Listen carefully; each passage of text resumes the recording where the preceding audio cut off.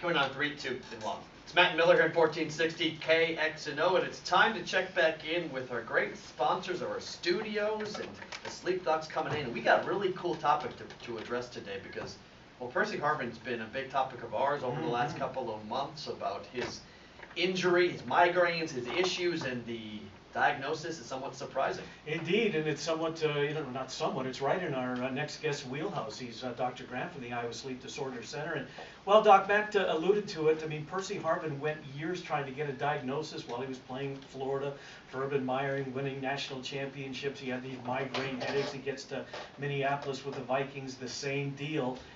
And finally, he goes to he gets diagnosed with sleep apnea. Something that unfortunately killed Reggie White, but his headaches are gone, Doc. Yeah. It's not uncommon to see patients with untreated obstructive sleep apnea present with headaches, somewhat atypical headaches as well, where people that have struggled for years with the diagnosis of migraine headache have taken medications to treat these headaches and have had little traction or resolution. Sometimes they're fortunate enough to be referred to a sleep physician and will get a sleep study done, have obstructive sleep apnea or sleep disordered breathing identified, get treatment, and see an almost immediate resolution of their chronic daily headache.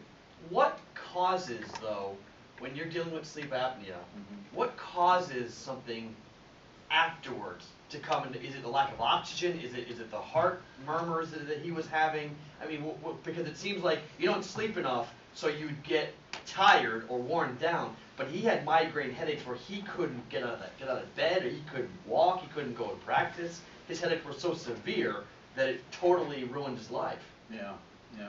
I get asked this question a lot. Sometimes people are incredulous about the symptoms of obstructive sleep apnea, such as our term is nocturia, or having to urinate a lot at night. They'll say, how could that possibly be connected to the way I sleep or the way I breathe? As well as people questioning the connection between obstructive sleep apnea and cardiac conduction abnormalities, skipped heartbeats, premature ventricular contractions, pauses, and the question of headache. And I'd be happy to touch upon those points, maybe leading off with the case today with a presentation of headache that had been protracted around for a long time and then finally diagnosed. Essentially, one of the cardinal features of obstructive sleep apnea is the fact that there is a change in ventilation during sleep to such an extent that people can have periods of hypoxia, low oxygen. But this problem with oxygen tension in the bloodstream will cause the phenomenon of vasodilation, in other words, expansion of some of the blood vessels. And the problem with the brain and the head in general is it's a wonderfully engineered object to protect the skull is a wonderfully engineered object to protect our brain, in other words, not letting things in. But if there's ever expansion or pressure intracranially, it's not very good at dissipating it. So people can have even benign episodes of vasodilation that they can experience as excruciating and crushing headaches. Well, when he underwent the process, when he was being monitored overnight, his heart actually stopped twice while they were monitoring him. And I'm guessing what they did in Minnesota, up in the Twin Cities, is very similar to what you guys will do at Iowa Sleep when you've got a patient in there at your Ankeny clinic, your West Des Moines clinic, and you're monitoring them. We do the term is an overnight polysomnogram, or PSG is the slang term. And PSG monitors a number of physiologic systems. While one sleeps, we look at what your lungs are doing, what your heart is doing, what your brain activity is doing, how airflow is transiting through your nose and mouth, and we get a composite picture, if you will, of if there is an association with sleep disordered breathing, how it can be affecting these other physiologic systems. When you guys have somebody that is dealing with something that they're not even equating to sleep, how difficult is that? Because I think the entire sports world, when we learned of Percy Harvin's injury, we thought, well, I know someone that has migraines, or it's either generated by sunlight or by flashing light or different triggers. Sometimes we'll have issues with migraines, but this was a sleep issue. Is it one of those situations where you have to exhaust every possibility of cause before you finally get to that? Or is it something where people should ask themselves more quickly, all right, how am I sleeping? I think insight and awareness, it's been my experience at least, most patients will often correlate their worst headaches or their worst days on nights where they're not sleeping well. And you'll say, well, what makes your headache better? Well, if I get to bed earlier, if I have more sleep. What makes your headache worse on nights that they've had very restless sleep, which to me would be almost a surrogate marker for a night of a lot of obstructive events, or a very representative night for poor sleep for these people.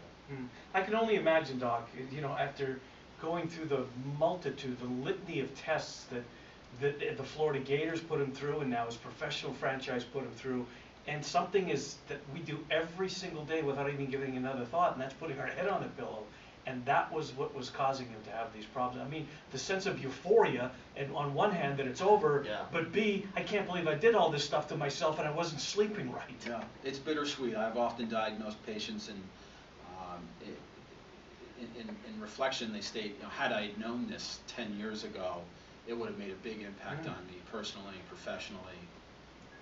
But suffice it to say, if you do feel like your headaches are out of proportion, you know, to your health history, or you have a question, please, you know, see your primary care physician. But I'd also like to reiterate, patients can be self-referred to our institution. They don't need a referral. Right.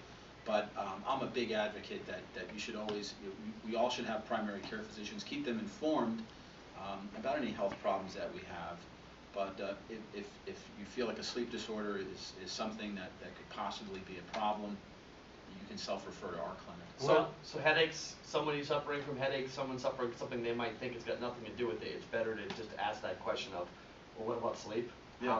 How am I sleeping? I think the awareness is such, I know at least in the internal medicine community especially so, that people are connecting the dots about these issues. People are hearing stories about headaches.